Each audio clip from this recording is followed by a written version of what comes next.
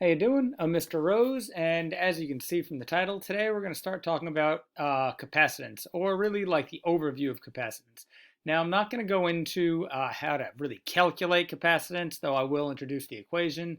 We're not going to introduce any circuits, though we're going to talk about how circuits relate to that. We're not even really going to dive into how to calculate or examples of calculation the capacitance of a capacitor. We just really want to understand what is capacitance and what is this element that we're talking about called the capacitor. So we're really going to talk about like an overview of specifically what this capacitance is. We're going to talk about a definition, abbreviations, units, how we measure it, what they're used for, etc. Why are we going to do that? We're going to do that because we want to understand more than just it's an element in a circuit. We really want to know what that capacitor is, like what that capacitor is actually doing in the circuit, such that when we solve our questions, solve our problems in our circuits, we'll actually understand what's going on inside that circuit element. So when I say the word circuit, what are the first things that come to mind? Because all of you have had some introduction about circuits before. When I say circuits, you should think about voltage. We now know voltage, or V, is a potential difference. We've been studying an electric potential difference now for some time. We should have current. We should have resistance, maybe even something like resistivity. Hopefully we have something like Ohm's law. Ohm's law is strictly how the current and the resistance vary when we hook them up to a voltage, but that's not said, that's not said particularly well. It's really how the current varies when we connect it to a potential difference and what the resistance does, or how the resistance acts inside of that circuit. We'll get more into that later on in this chapter. Then there is this, wonderful Ohm's law equation. There's also a capacitance equation. We can call this Rose's equation.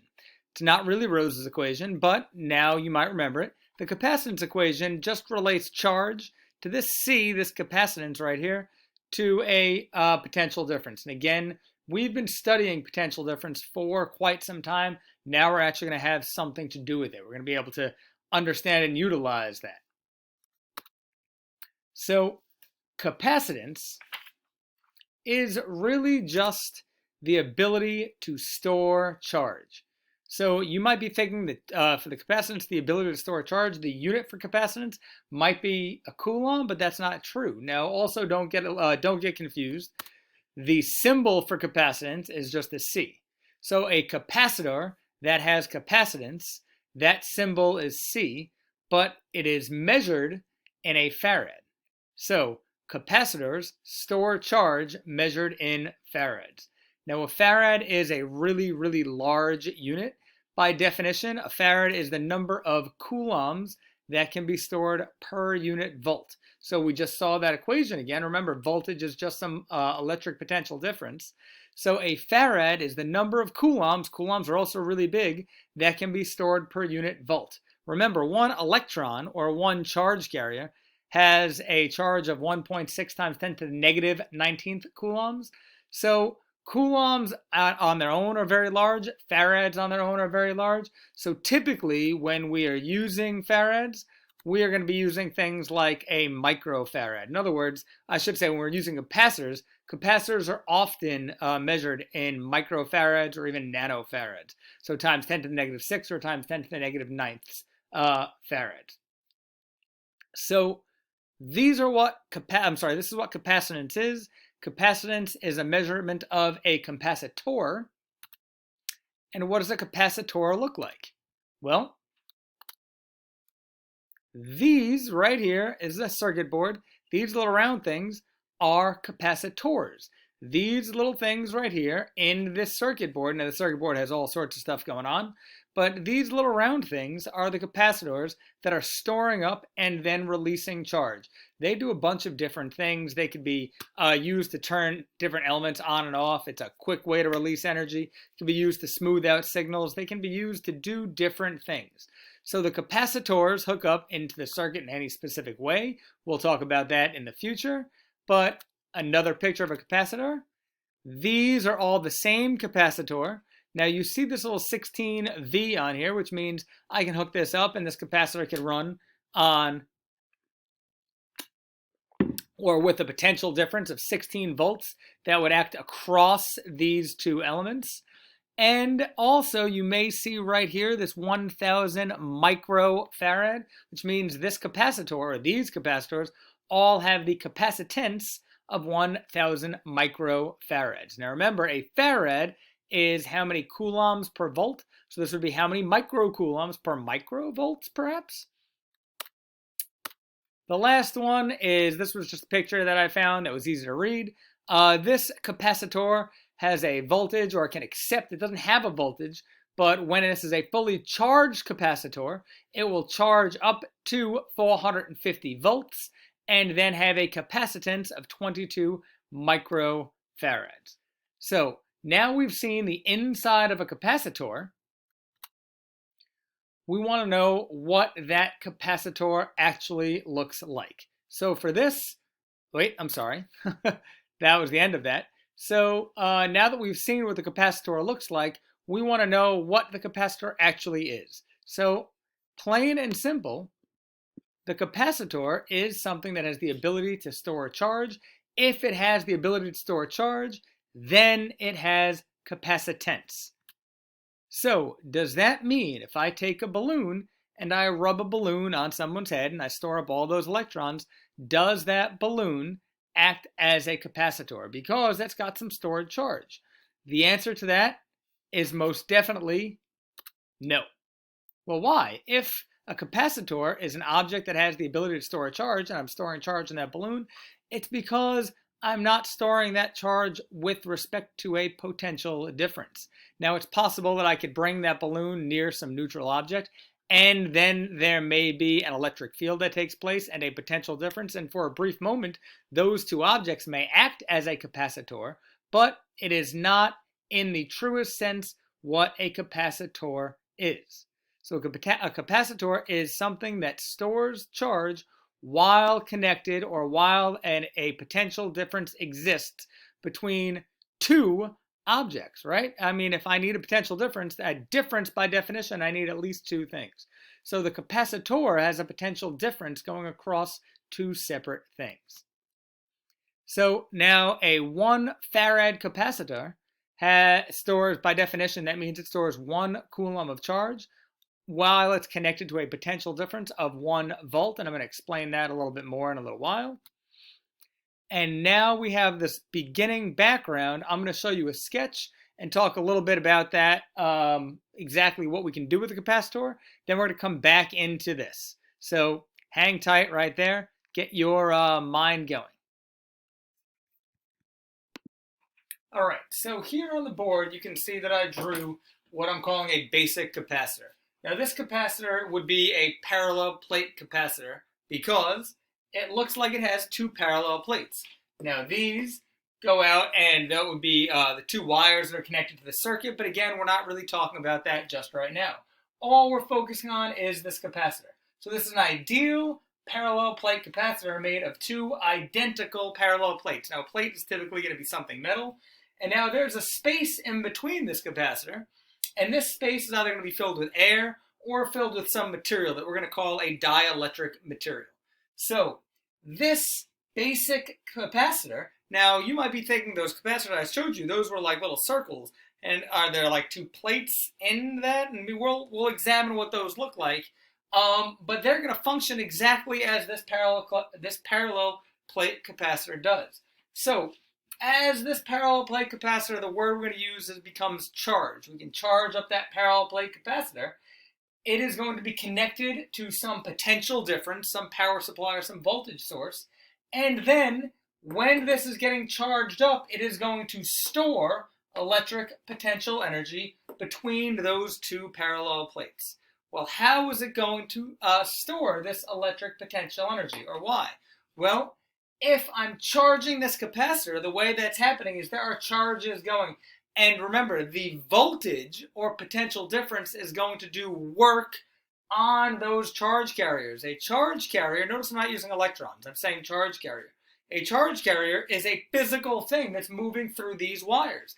And it's moving through those wires because of what we termed earlier, that force or the potential difference, the voltage that, I know this isn't correct physics, that pushes those charge carriers through, right? So if there's work taking place, that means this is storing up that energy because of our work energy theorem.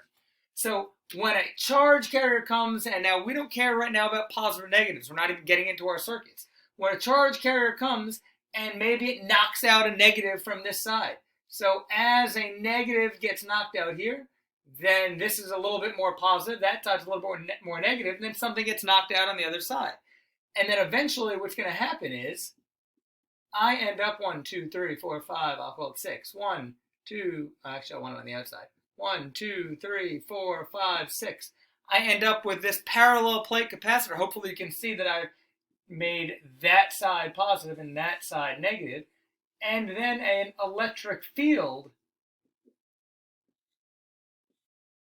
An electric field will end up taking place inside of that parallel plate capacitor, which means if I'm going to move charge carriers, I can have work, or work will be done. So this is now storing electric potential energy. So a capacitor that has capacitance is stored electric potential energy. Now we're going to open up one of these capacitors to see what it looks like before we finish up. All right, so now we saw the basics of what a physics drawing of the capacitor will look like, and that it's going to build up charge. But again, our goal is understanding what's going on in that little cylindrical looking capacitor. So we're going to really look inside a capacitor. So I found pictures, and this is what we're looking at. This is our cylindrical capacitor, and if we open it up, it's made up of different parts. We had a negative and positive terminal. We saw all those wires on there. Now, again, I mentioned that word dielectric. We'll talk about that momentarily. And now there are metal plates inside the capacitor. Those are the two parallel plates that we talked about. And then obviously it's insulated from the rest of the circuit or from the outside. So how is this cylindrical thing a parallel plate? Well, here's a capacitor that is ripped open. Here you can see the positive and the negative terminals, or vice versa. That doesn't matter. And now you see this strip of aluminum, this strip of metal.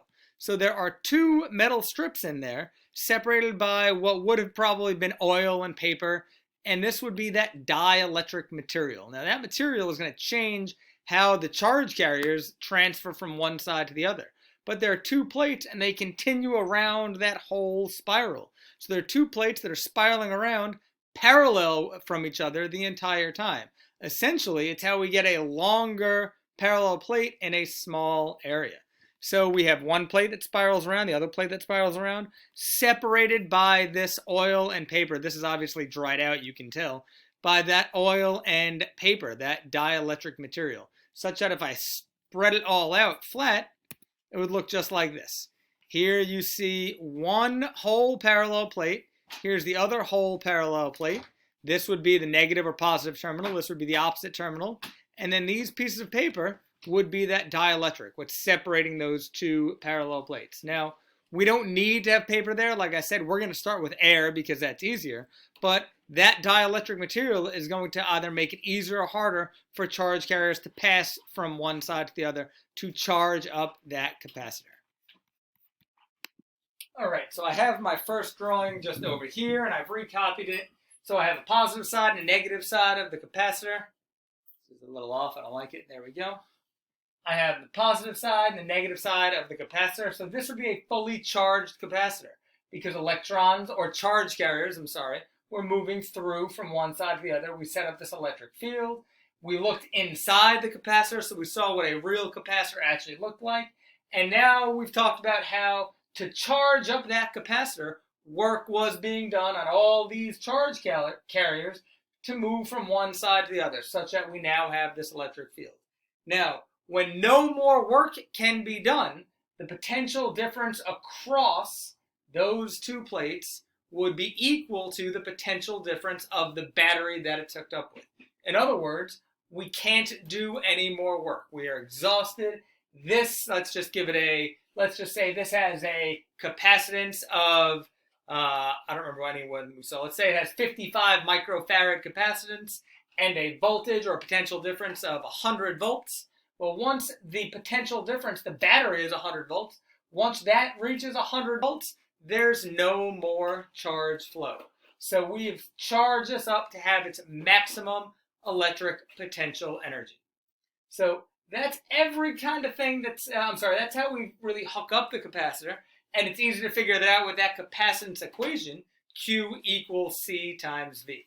Now, capacitors, however, that are made of different parallel plates, you saw the different examples, they had different values. How do I know how much capacitance the capacitor is able to hold? Well, there is this funky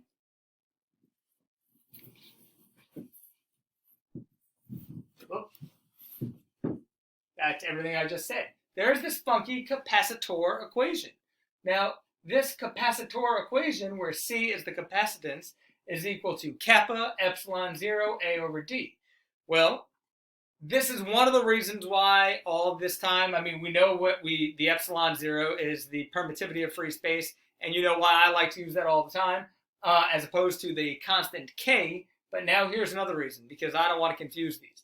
This kappa is the dielectric constant of the material that's inside or in between my two parallel plates. So if it's air, like we're going to start, I bet you can guess that kappa, or that constant, 1. It's 1.000 something. So it's 1. So that goes away when we start. But then we add, as we add materials, the capacitance, or the kappa, the K, the dielectric constant, gets bigger. I guess it could also get smaller. That's a bad way to say that. Epsilon 0 is just the permittivity of free space, 8.85 times 10 to the negative 12. And then A over D. A is the area of one of my parallel plates, or one of the plates, and D is the distance in between them, which means the capacitance of the capacitor is based on 3 different things. It's based on the material that's in between, air or something other.